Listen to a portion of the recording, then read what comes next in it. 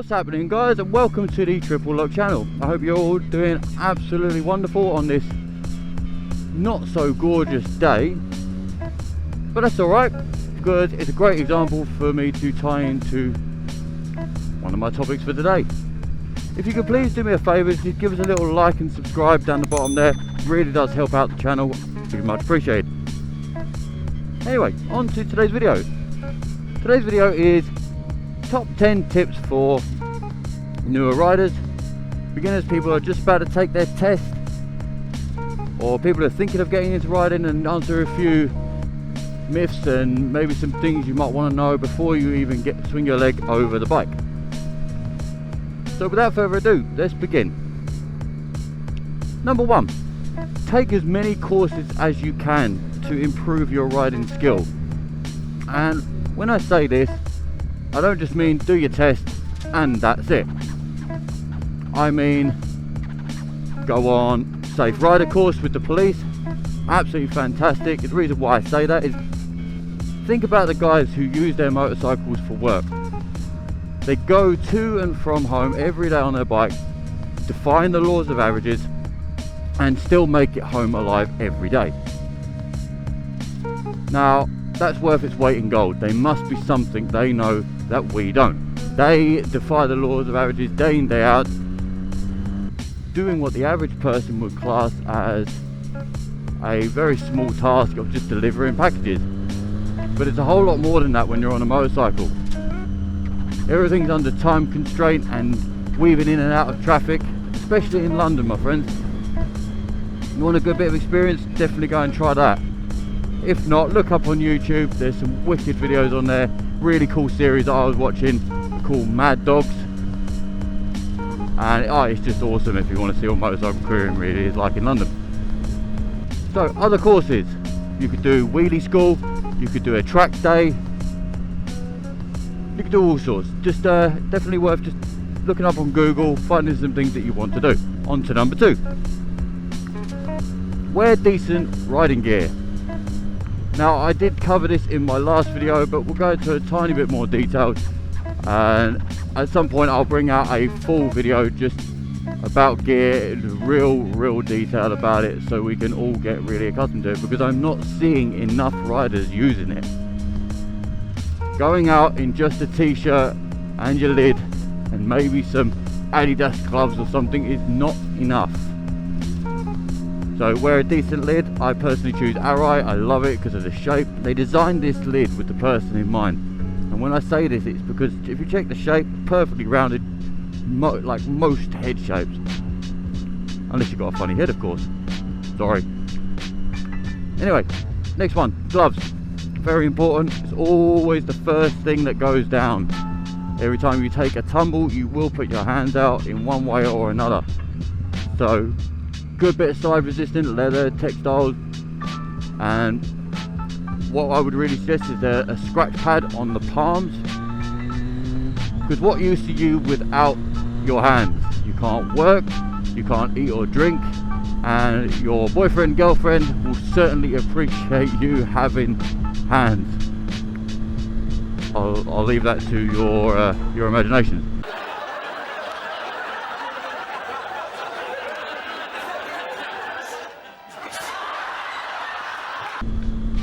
Anyway, jacket. I personally prefer wearing a textile jacket, especially for out riding about like days like this. Keeps me nice and warm, plenty of pockets, and it's still got all the back protector and the shoulders and the cuffs, everything I need really.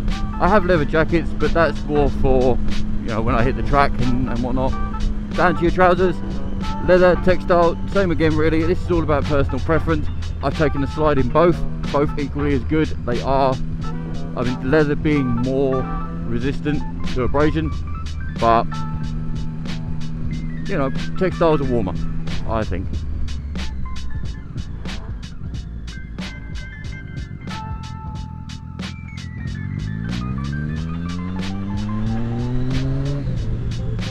And then down to your boots. Nice ankle support. You want something to brace that ankle so you don't try to, you know, when you step off the bike, you don't roll your ankle and things, and also when you come off, hopefully there's a less chance of it taking a bit of a snap. Sorry for that horrible thought, but that's the reality of this game. You know, these things can happen and have happened. So wear your proper gear, best suggestion ever. And not only that, the gear these days, everything looks cool. It didn't look like that back in the day, so there is no excuse for not wearing it. On to my next point, my favourite one. This is a personal gripe of mine: wear some earplugs. If anybody has developed tinnitus over the years, you will know just how irritating this really is. Loud noises! And I have it myself. It is from not wearing earplugs when I should have been, whether it be gigs that I used to go to. Didn't really think about that back then. And from riding the motorcycles, the drone of the exhaust, but more importantly, it's the wind noise. So wear those earplugs. You will forgive yourself later for this.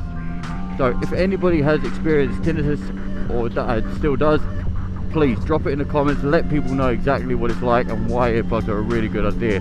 Number 4, and this is where today ties into it. Look at this moody, miserable weather.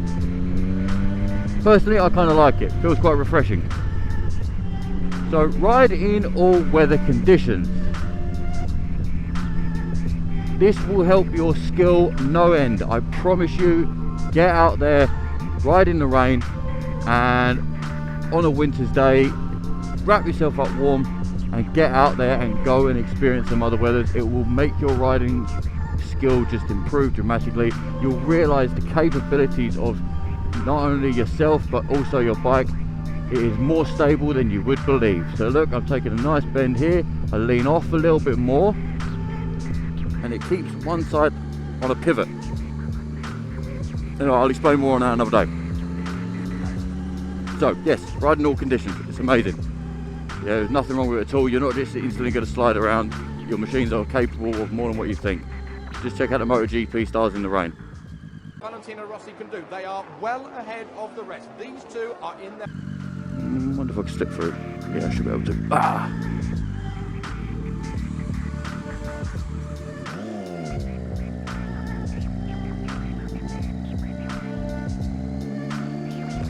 On to number 5.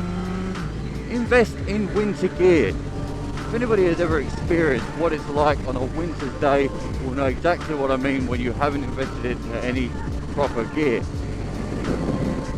When that cold wind hits you in the face, it just hurts. There's no other better way to put it. It just does. It just hurts a lot.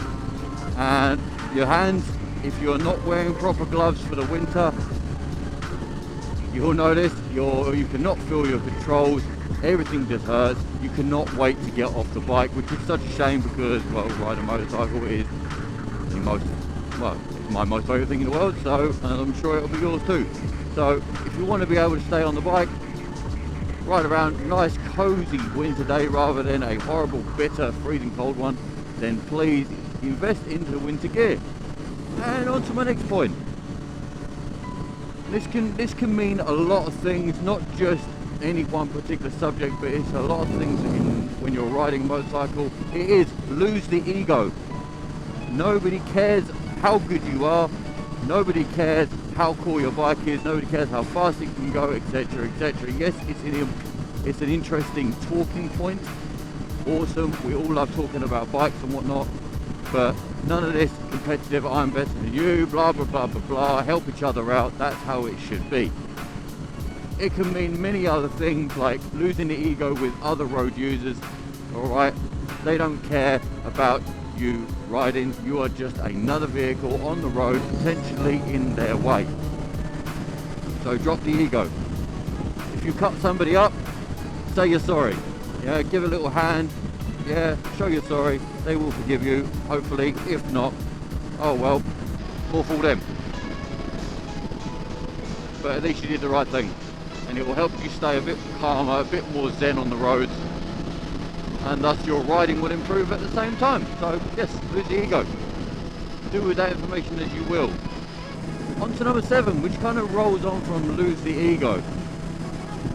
Stop blaming other road users for your lack of skill. Now, things such as hanging around in a blind spot of a car and then wondering why they pulled out on you, it's not rocket science. they couldn't see you. Okay, I know, yes, they should check their blind spots, but guess what? You've got a great 360 degree. Turn your head in 360 degrees so you can see what's going on around you. Whereas they don't have that luxury. They have pillars in the way and whatnot, and they have steering wheel in front of them. I know it's not a great excuse. I do use 360 degree whatnot, but most people are just simply not trained that way. So you can't change what they do. You can only change what you do. So stop getting so bent out of shape, stop arguing and fussing and fighting with other road users, get on with your ride. It will save you dramatically. So on to my next point, and I can give you a good piece of example, and especially in the wet, this proves exactly why it's useful. It is number 8, practice progressive brake pressure. And what I mean by this is squeeze the brakes gently, as if you are trying to squeeze orange juice into a glass, not trying to crush the whole orange.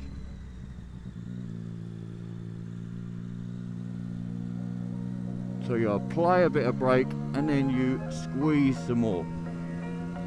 And the way that you can practice this, if you imagine your hand like this, and I did say this in my previous video if you've seen that. If not, here's a demonstration for you now. Anyway, so imagine you're holding an orange. If you was to squeeze it like this, juice is going to go everywhere. Yeah, you're going to make a right mess. If you just count to 10. 1, 2, 3, 4, 5, 6, 7, 8, 9, 10. Yeah? Squeeze it gently. You want to get the juice out of the orange and into the glass. Go and practice. It will save you no end. Go to a car park and practice your progressive brake. Do not wait until the emergency has happened for you to practice. On to our next point, number 9. There is no such thing as a perfect ride. So stop beating yourself up about it. If you manage to not take a tumble and you can still carry on riding, and even if you didn't, you can get back on a bike one day, just know that you've learned a new lesson. You've just learned something new. You'll hopefully try your best not to make that mistake again and get on with your ride. That was the best advice I was ever given by several riders, one being my instructor, who was epic. Shout out to Dave Berkshire's chap there called Pete. Excellent teacher. If you guys are looking to take a test, do check them out. No such thing as a perfect ride. Do with that as you will. And on to number 10 and my final point. For all the people out there believing that motorcycles are dangerous and they will kill you. Motorcycles do not kill you. You potentially do. Through lack of skill, lack of knowledge, lack of wanting to learn, ignorance, etc, etc, etc. Yes, there are other road users and they will not always pay attention, they will not always let you through, etc, etc, etc. Okay, it is just how it is. Stop fussing and fighting, stop whinging and whining, get out there and practice, take it on the chin. It is what it is, you cannot fight that. And so, not to end this really on a glum note, knowing that you can always better your skill is an incredible thought. It always gives me that positive drive, okay, knowing that just because I passed my test, that is not the be and end all. That doesn't mean I'm done. Yeah, I've got so much more to learn. I'm always trying to pick up things as I go, and I do listen to other riders with more experience, or even people without the same amount of experience as myself, maybe less. It doesn't matter. We all know something. Yeah, try to be respectful along the way. It goes a long way. Take on board everything you can, and go back to my first point, do courses, go in and learn some more, so you are not then fighting with the laws of averages. Okay, the better your skill, the better your riding, the less chance of you getting hurt. Okay, keep that head on swivel and keep doing things that will help prevent something terrible from happening. You have mirrors, you have a head, keep it on a swivel, keep it moving, look around, and just try to anticipate what people are doing. So things such as this, I am in a nice empty lane, I have 3 vehicles in one, I've got 1 vehicle there, okay, How do I not know this van's not going to pull out? I'm anticipating it, I'm watching and I'm waiting. I don't know if he has seen me, never assume that he has. Now, once you get up close, then get past. Don't hang around, don't just dawdle, get on with your ride. Yeah, don't wait for it to happen by sitting in this blind spot and then having a fuss and a fight and an argument with them along the way. It's not worth it, it's not worth your time, it's not worth your stress. Anyway guys, thank you so much for watching these top 10. I will be making more. You have been awesome. For those who have liked and subscribed, if you haven't yet, please click the buttons down below. It helps me out no end. Okay, I would greatly appreciate it. And soon I will be putting up a Discord server so we can all chat and exchange tips and show us your rides and events coming up and things like that, and we can arrange meetups and ride outs. So I will be posting it up real soon, so keep a lookout. Anyway guys, I will catch you in the next one. Thanks so much. Peace.